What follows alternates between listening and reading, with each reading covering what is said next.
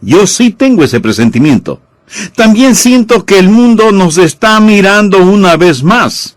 El mundo ha probado casi todo, cada forma de gobierno, toda clase de líderes, cada placer en exceso, todo lo que el dinero puede comprar, el corazón desear y la mente concebir, y no ha encontrado ninguna satisfacción. Y se están preguntando una vez más, ¿tenemos nosotros la respuesta? Y la contestación es, sí. Pero cuando nos miran, me pregunto qué es lo que ven en nosotros. Hitler fue un discípulo de Nietzsche, y Nietzsche fue un cínico, un ateo, un hombre impío y lujurioso. Y él miró a la iglesia y evaluó el cristianismo. ¿Y sabe lo que él dijo al respecto? Él dijo, si ustedes quieren que yo crea en su Redentor, ustedes tienen que lucir un poco más redimidos. Ahora piensen eso. Las ideas que el mundo tiene acerca de Jesucristo no las sacan de la palabra de Dios porque nunca la leen. Las sacan de nosotros. Le voy a dar una descripción de lo que es una iglesia triunfante. Y le pido a Dios que haga de nuestra iglesia esa clase de iglesia. Permítame mencionar los 3 más importantes propósitos de nuestra iglesia. Existe para magnificar a Cristo por medio de nuestra adoración y estudio de la palabra y movilizar a los creyentes en Jesús hacia una madurez en el ministerio y hacer que Jesús sea conocido entre nuestros vecinos y las naciones. Y este es tema de nuestra declaración misionera. Pero dejemos por un momento esta declaración y miremos una declaración misionera diferente en un sentido o desde una perspectiva diferente que la que encontramos en el 2º capítulo del libro de los Hechos. Estoy hablando de los principios de poder y del Espíritu Santo de Dios. Una vez que tenemos ese ungimiento, ese poder, ¿qué hacemos? ¿Cuál es nuestro propósito? Primero, debemos exaltar al Salvador. Empecemos con el versículo 22 de Hechos 2. El día de Pentecostés había llegado. Muchas señales y maravillas fueron hechas. El Espíritu Santo había bautizado a ese pequeño grupo en el cuerpo de Cristo y Pedro se levanta para predicar el Evangelio y esto es lo que dice. Varones israelitas, oíd estas palabras. Jesús Nazareno, varón aprobado por Dios entre vosotros, con las maravillas, prodigios y señales que Dios hizo entre vosotros por medio de él, como vosotros mismos sabéis. A este, entregado por el determinado consejo y anticipado conocimiento de Dios, prendisteis y matasteis por manos de inicuos, crucificándole, al cual Dios levantó sueltos los dolores de la muerte, por cuanto era imposible que fuese retenido por ella. Porque David dice de él, veía al Señor siempre delante de mí, porque está a mi diestra, no seré conmovido. Por lo cual mi corazón se alegró y se gozó mi lengua, y aún mi carne descansará en esperanza.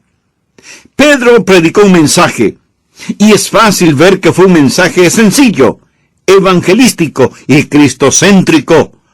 Y la iglesia creció porque exaltó a Jesús, quien dijo, y yo, si fuere levantado de la tierra, a todos atraeré a mí mismo. En mi opinión, ninguna iglesia será vibrante en su crecimiento si es que no exalta al Señor Jesucristo. Nosotros como iglesia hemos aprendido mucho acerca de Jesús y espero que lo sigamos haciendo. Que por intermedio del ministerio coral, por intermedio del estudio y la predicación de la palabra de Dios, siempre glorifiquemos y magnifiquemos el nombre de Jesucristo.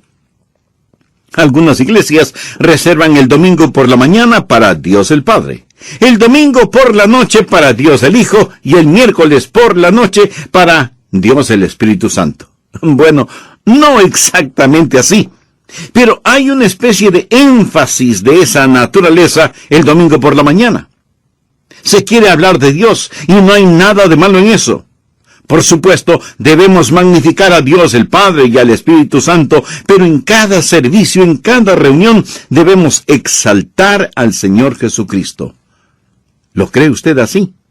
Yo sí lo creo, porque Él es el atractivo poder de la iglesia. Y yo, si fuere levantado de la tierra, a todos atraeré a mí mismo. Ahora, note el mensaje que Pedro predicó concerniente al Señor Jesucristo. Primero, predicó acerca de su modo de vida. Leamos nuevamente lo que dice el versículo 22. Varones israelitas, oíd estas palabras.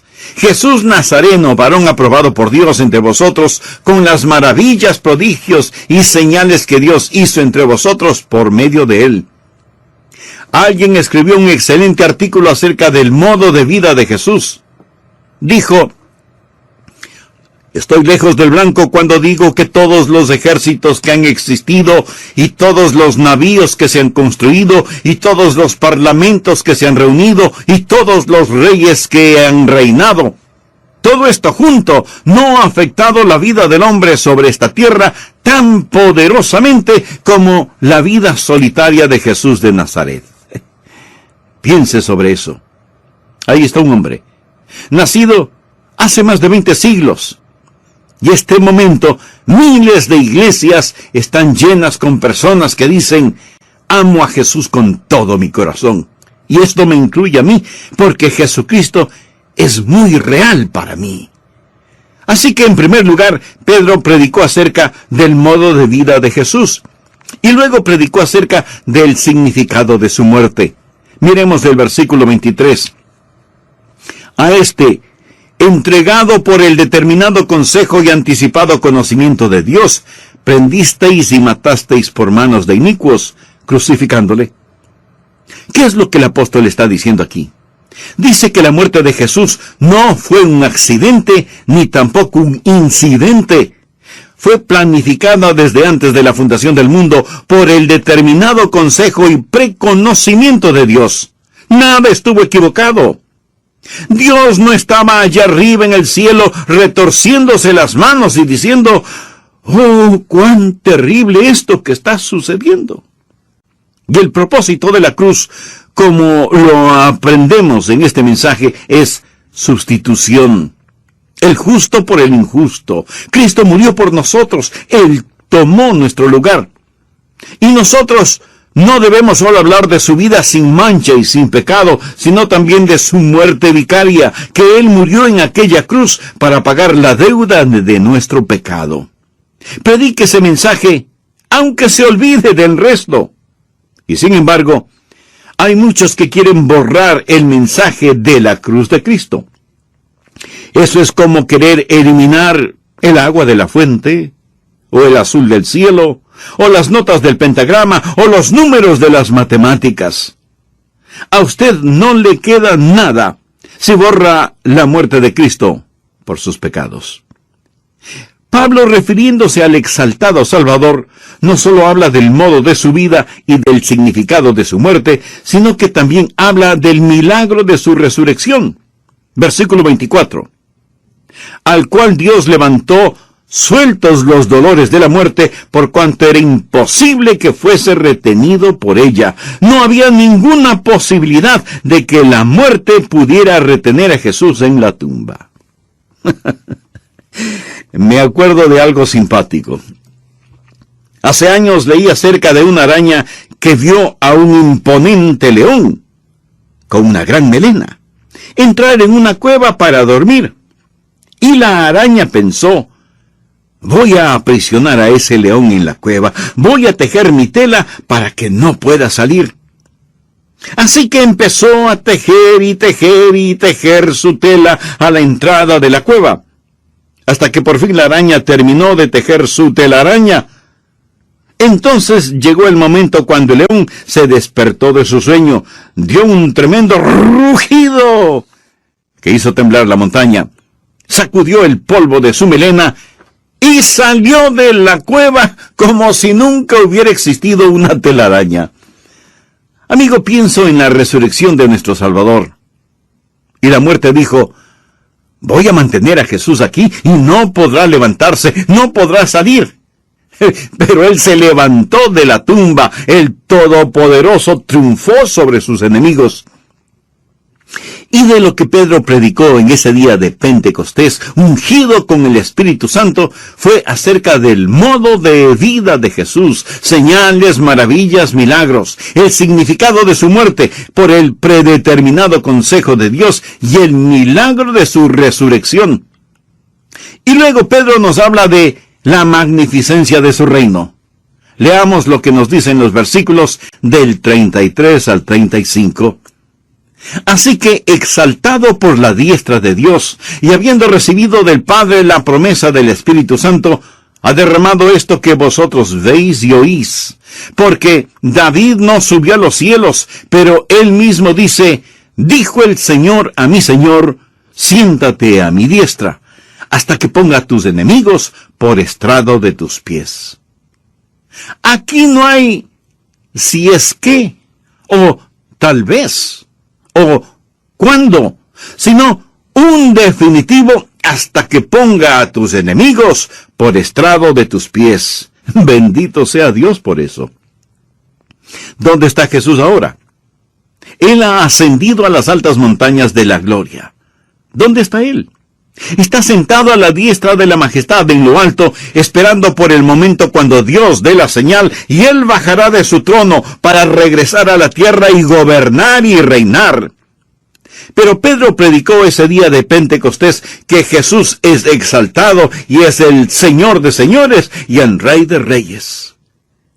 Permítame decir algo. A lo mejor usted no es un creyente y sin embargo está escuchando este programa.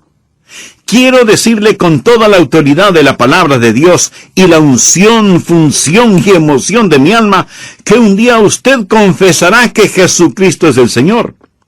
Independientemente de quién sea usted, un día lo confesará. No importa quién sea ni dónde esté. Escrito está.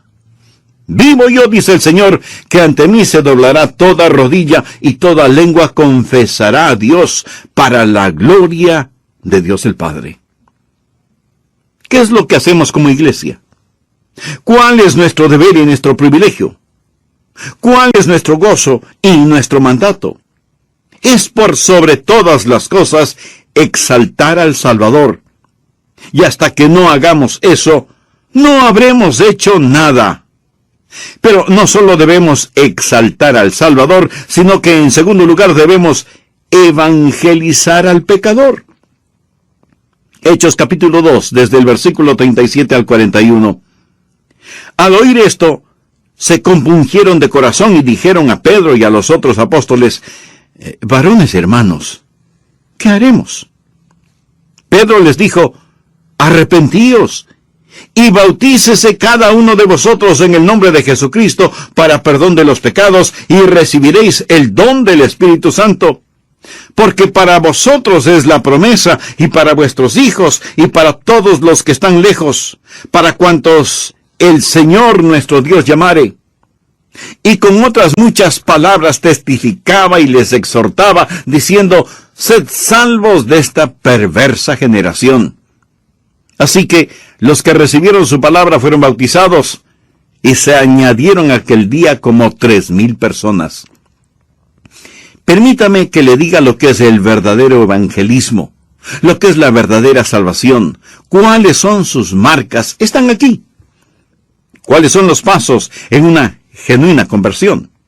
Primero, debemos estar convencidos por el Espíritu Santo. Notemos nuevamente lo que dice el versículo 37. Al oír esto, se compungieron de corazón. He predicado lo suficiente para saber que en algunos servicios de adoración no hay convicción. No hay convicción. Y mi corazón se apena y pregunto, Señor, ¿qué sucede? ¿Acaso soy yo que he fallado en orar y en buscar tu rostro? En algunos servicios hay frialdad. Pero en otros, en cambio, y es algo que usted no puede explicarlo, las personas comienzan a temblar y a llorar y se siente el moverse del Espíritu de Dios. Todo es en vano a menos que el Espíritu de Dios descienda.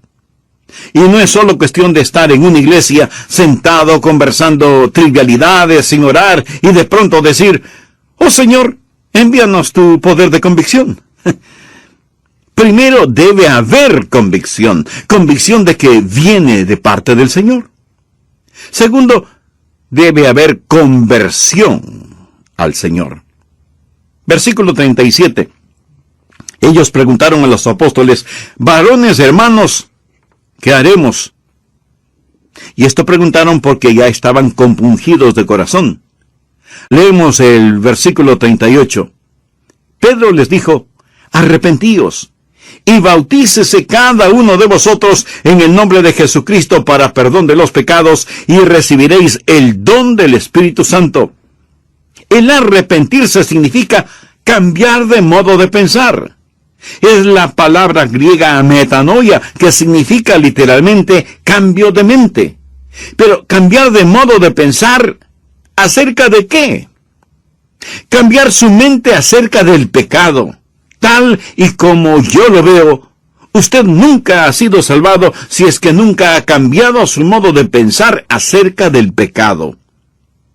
Jesús dijo: antes, si no os arrepentís, todos pereceréis igualmente. Pero no solo es el cambiar su mente acerca del pecado, sino el cambiar su mente acerca de su propio ego, de su propio yo. Pero no solo un cambio mental acerca del pecado y del ego, sino un cambio de manera de pensar acerca de Jesucristo, acerca de Dios mismo. Cuando usted pueda decir: he puesto toda mi esperanza, toda mi fe, donde Dios puso mis pecados, sobre el Señor Jesucristo, eso, mi amigo, es conversión. Tal vez usted me diga: pero, Pastor Rogers, este versículo no dice nada acerca de la fe. Tiene razón, no lo dice. Pero la fe está implícita. Fe y arrepentimiento son los dos lados de una misma moneda. Usted no puede volverse a Dios sin antes haber dejado el pecado. Y usted no puede dejar el pecado sin haberse vuelto a Dios. Una vez estuve predicando, y un estudiante de un seminario teológico bautista que recién había comenzado sus estudios vino a mí tratando de censurarme un poquito. Me dijo: pastor, usted le está diciendo a la gente cómo ser salva, pero usted nunca mencionó la palabra arrepentimiento. Yo le respondí: oh, eso es interesante. Joven, ¿sabe qué libro de la Biblia en su totalidad nos dice cómo podemos ser salvos? Él no estaba seguro, así que se lo dije: es el Evangelio de Juan. Así que, estimado joven, vaya a su casa, lea todo el Evangelio de Juan y vea si es que puede encontrar por lo menos una vez la palabra arrepentimiento. No la encontrará. Pero ¿cómo ser salvo? Si está allí. Pero estas cosas se han escrito para que creáis que Jesús es el Cristo, el Hijo de Dios, y para que creyendo tengáis vida en su nombre. Ahora usted no puede volverse a Dios en fe sin arrepentimiento, y usted no puede arrepentirse sin volverse a Dios en fe. La conversión es un retornar, es un volverse a Dios. Usted debe ser convencido y convertido por el Señor. Y tercero, usted debe confesar al Señor. El versículo 38 dice: arrepentíos y bautícese cada uno de vosotros. Ahora, ¿es el bautismo el que salva? No. Pero si usted se arrepiente y verdaderamente es salvo, debe ser bautizado. Yo no estoy convencido que alguien sea verdaderamente salvo si es que dice: sé que debo ser bautizado, pero no lo voy a hacer. Jesús hizo una pregunta muy interesante: ¿por qué me llamáis Señor, Señor, y no hacéis lo que yo digo? ¿Cómo puede usted decir que Jesús es su Señor cuando Él mismo ha ordenado el bautismo y usted es apático e indiferente al respecto? Su gran comisión es, por tanto, ir y hacer discípulos a todas las naciones, bautizándolos en el nombre del Padre y del Hijo y del Espíritu Santo, enseñándoles que guarden todas las cosas que os he mandado, y he aquí yo estoy con vosotros todos los días hasta el fin del mundo. ¿Sabe cuál es la confesión al Señor Jesucristo en el Nuevo Testamento? No es el caminar por el pasillo de una iglesia y estrechar manos con el pastor, aunque no hay nada de malo en eso, que es algo previo a nuestra real confesión de Cristo, que es el bautismo. En esa forma confesamos a Cristo. El bautismo público y abierto es la manera en que usted reconoce y confiesa a Jesucristo. Usted se identifica con Cristo en las aguas del bautismo del creyente. ¿Qué derecho tiene usted de decir que es discípulo de Cristo si es que no ha tenido el bautismo del creyente? Y cuando hablo de bautismo, no hablo de aspersión, sino de inmersión. Aspersión no es bautismo. Y el bautismo del creyente se realiza cuando usted ha recibido a Jesucristo como su Salvador y Señor personal. Si usted fuera bautizado antes de ser salvado, eso sería como tener su funeral antes de que se muera. El problema es que este asunto lo estamos entendiendo al revés. La Biblia jamás dice bautízate y cree, pero sí enfatiza el creer y ser bautizado. Es una manera de confesar al Señor. Es una manera de decir, yo le pertenezco. Hace años leí acerca de un niño que aceptó al Señor en la iglesia infantil. No durante el culto de adoración, sino en el servicio diseñado para los niños. El pastor de la iglesia infantil le dijo a este niño, hijo, ahora necesitas ir al culto grande y decirles que has sido salvado y necesitas ser bautizado. Bueno, el niño no entendió completamente eso y acercándose al pastor principal le dijo, pastor, ya he sido salvado y ahora necesito ser anunciado. Mi amigo, sin proponérselo, ese niño dijo una gran verdad. Una vez que usted es salvo, necesita anunciarlo. Y cuando se bautiza, usted está haciendo precisamente eso. ¿Qué es la evangelización del pecador? Es la convicción dada por el Señor, es la conversión hacia el Señor, es la confesión del Señor y es el control del Señor. Al final del versículo 38 leemos, y recibiréis el don del Espíritu Santo. Eso significa que el Espíritu Santo viene a usted, lo controla. El Espíritu Santo toma posesión de la persona que ya ha sido comprada con la preciosa sangre de Jesucristo. La verdadera salvación no es solamente el creer algo o realizar alguna cosa, sino el recibir a alguien. La verdadera salvación no es solo el ir al cielo cuando se muera. Eso es solo uno de los resultados. La salvación no es sacar al hombre de la tierra y llevarlo al cielo. La verdadera salvación es que Dios salga del cielo y se llegue al hombre. Luego hay continuidad. Ahora veamos los versículos 41 y 42 del capítulo 2 de los Hechos. Así que los que recibieron su palabra fueron bautizados y se añadieron aquel día como 3,000 personas y perseveraban en la doctrina de los apóstoles. Permítame decir algo que lo he dicho ya muchas veces. Jesús no nos llamó a que hagamos decisiones. Él nos ha llamado para que hagamos discípulos. Una continuidad con el Señor. Eso es lo que somos en relación con la evangelización. Tercero, debemos enlistar a los santos. Una vez que las personas se salvan, ¿qué hacemos? Bien, recordemos lo que dice el versículo 42, y perseveraban en la doctrina de los apóstoles. Una pequeña niña no entendía el significado de la palabra doctrina. Así que, cuando alguien le preguntó ¿qué era doctrina?, ella respondió, es lo que la gente necesita cuando se enferma. ¡Qué estupenda respuesta! Necesitamos mucho de eso. Las más firmes iglesias son las centradas en la Biblia. Ellos perseveraban en la doctrina de los apóstoles. Esa es solo otra forma de decir que ellos continuaron en la palabra de Dios, porque la palabra de Dios les llegó por intermedio de los apóstoles. Permítame personalizar un poco el siguiente punto. ¿Cómo enlistamos a las personas aquí en nuestra iglesia bautista de Bellevue? Primero, las ponemos en una clase de estudio bíblico. Y si usted piensa que eso no es necesario, sí lo es. porque esa es la forma en que nos conocemos por nombre. Así sabemos cuando alguien está enfermo o en el hospital, y podemos orar por esa hermana o hermano y saber cómo podemos ayudarles. Así es como podemos tener compañerismo para orar, para cuidarnos, para compartir con todos en la clase. Pero no solo enlistamos a las personas para que reciban instrucción bíblica, sino también para tener comunión. Y perseveraban en la doctrina de los apóstoles, en la comunión unos con otros. Mi amigo, la comunión entre creyentes no es incidental, es fundamental. La Biblia jamás enseña un cristianismo tipo llanero solitario. Yo necesito de usted. Usted necesita de mí. Estuve leyendo una interesante porción de las Escrituras relacionada con el apóstol Pablo. ¿Piensa usted que el poderoso apóstol Pablo caminó de esa manera con Jesús? Que él necesitó esa clase de comunión.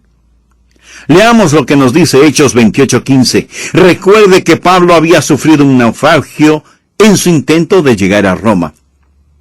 Finalmente llega hasta la costa de Italia y la Biblia nos dice lo siguiente: de donde, oyendo de nosotros los hermanos, salieron a recibirnos hasta el foro de Apio y las 3 tabernas.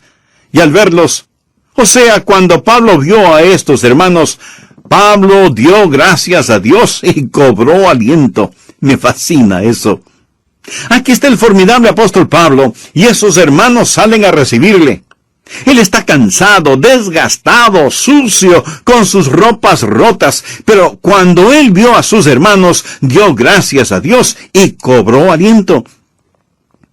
Vamos por un momento al libro de Hebreos capítulo 10, versículos 24 y 25. Y considerémonos unos a otros para estimularnos al amor y a las buenas obras, no dejando de congregarnos como algunos tienen por costumbre, sino exhortándonos, y tanto más cuanto veis que aquel día se acerca. Necesitamos comunión. Necesitamos compañerismo. Estuve leyendo unas estadísticas acerca de qué es lo que motiva a las personas para ir a las iglesias. ¿Qué piensa usted al respecto? Bueno, esto es lo que las estadísticas dicen. Cerca del 50% de las personas que contestaron el cuestionario dijeron que iban a esta u otra iglesia, primero, porque era amigable. 15% dijo que iban a la iglesia por los programas. El 12% por la ubicación de la iglesia. Permítame hacer una pregunta en relación con los amigos que usted escoge. Pone usted un punto en el mapa de su ciudad y traza un círculo y dice, bueno, no tendré amigos sino dentro de este círculo. No en esta era de los automóviles. La gente viaja a otras ciudades, incluso para comer en ciertos restaurantes. Van de una ciudad a otra para ver un encuentro deportivo, etc. Ya no es el tiempo cuando las personas iban a la iglesia solo porque estaba en su vecindario. Algunas tal vez lo sigan haciendo, pero la ubicación de la iglesia ya no es determinante para que las personas vayan a ella, solo el 12% estadísticamente. ¿Sabe?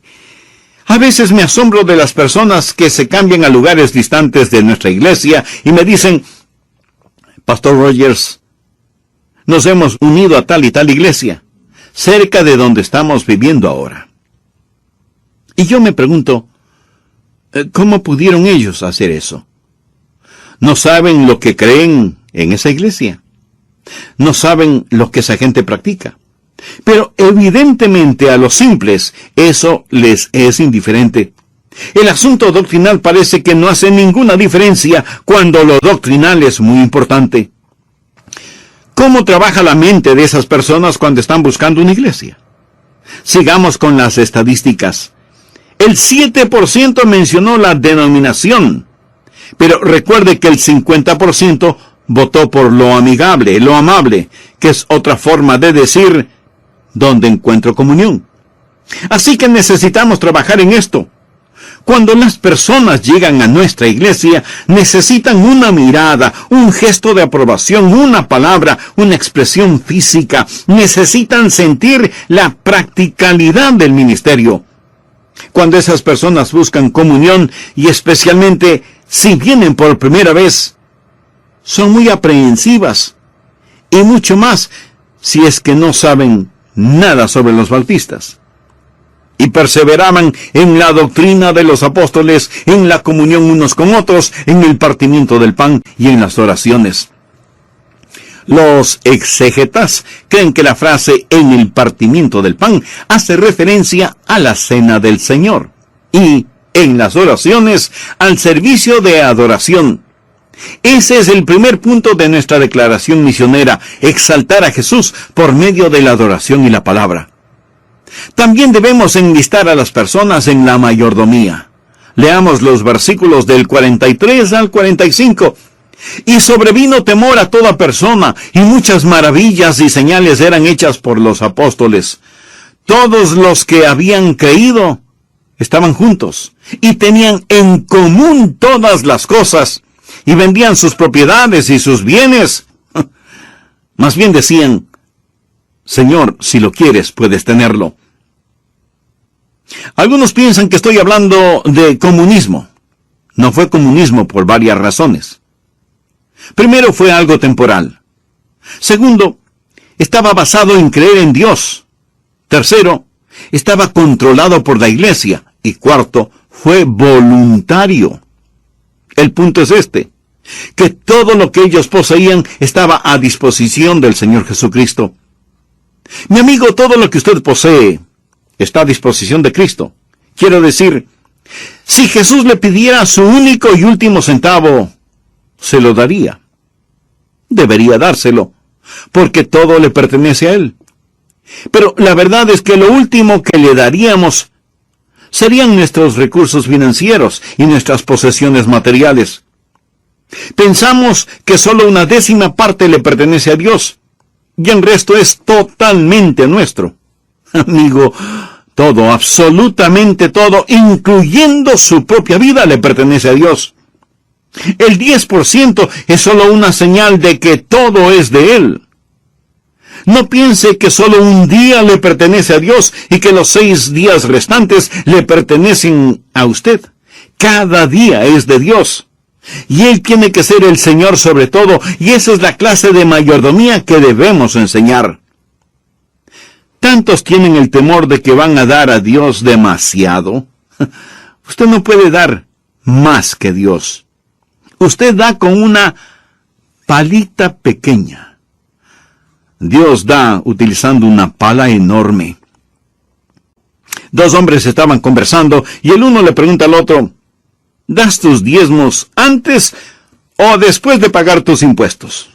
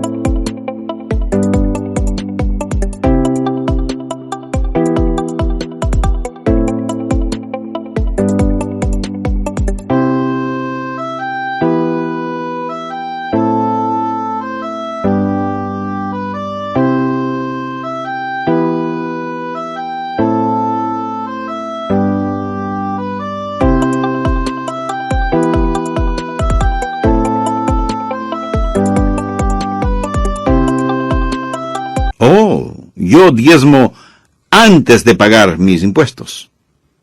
¿Y por qué lo haces así?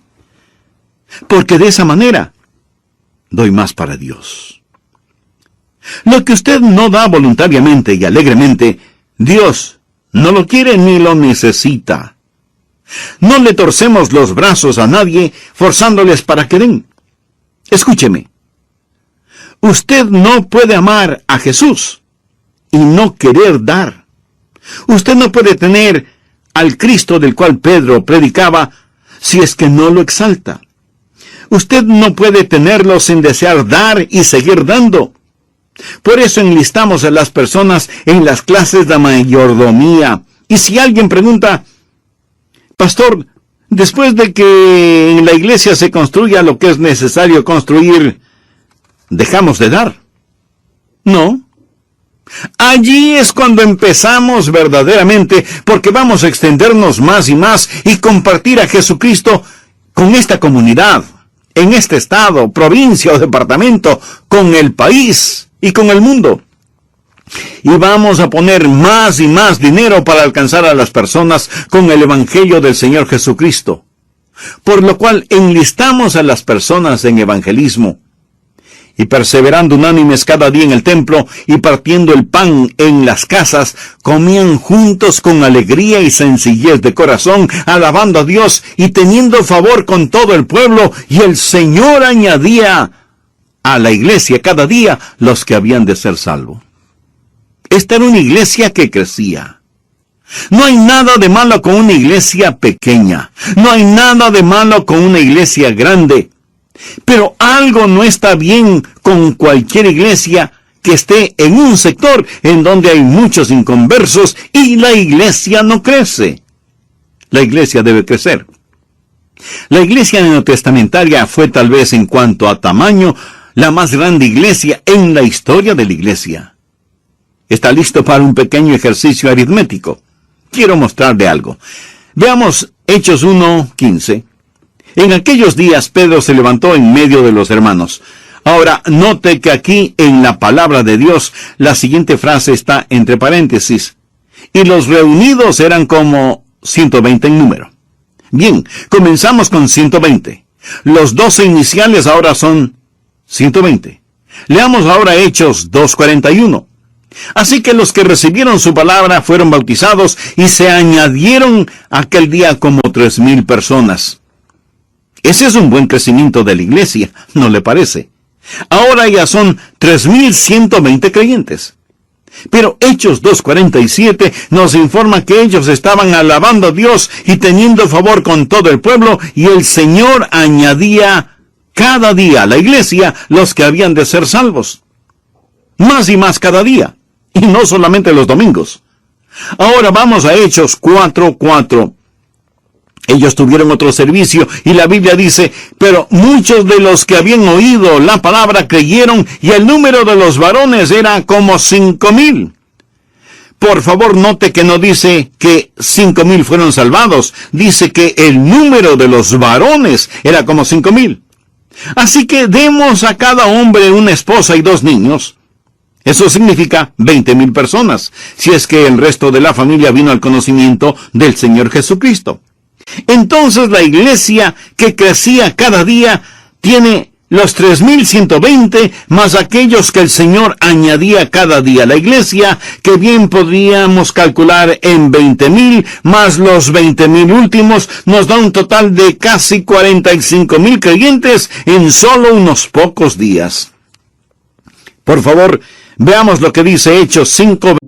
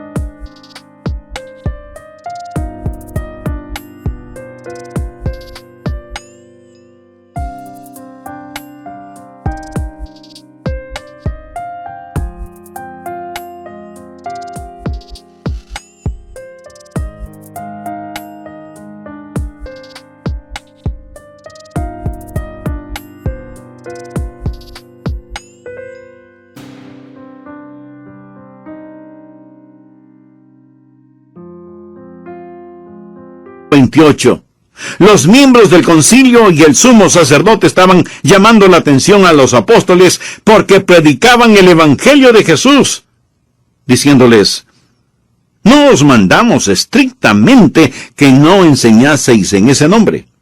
Y ahora habéis llenado a Jerusalén de vuestra doctrina y queréis echar sobre nosotros la sangre de ese hombre.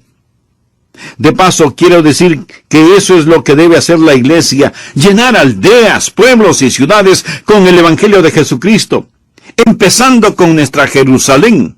Los religiosos dijeron a los apóstoles: ustedes han invadido, han llenado, han saturado esta ciudad con el Evangelio de Cristo. Y ahora veamos Hechos 6:7. Y crecía la palabra del Señor y el número de los discípulos se multiplicaba grandemente en Jerusalén. ¿Recuerdan lo que dice Hechos 2:47? Y el Señor añadía cada día a la iglesia los que habían de ser salvos. Ya no es una suma, ahora es una multiplicación. La iglesia está creciendo exponencialmente. El hermano D.H. Carroll, fundador del Seminario Teológico Bautista del Sur, dijo que esa iglesia neotestamentaria tuvo una membresía de más de 65,000 miembros en sus primeros 6 meses de vida. Y el Dr. G. Campbell Morgan dijo que esa iglesia tenía más de 250,000 miembros en los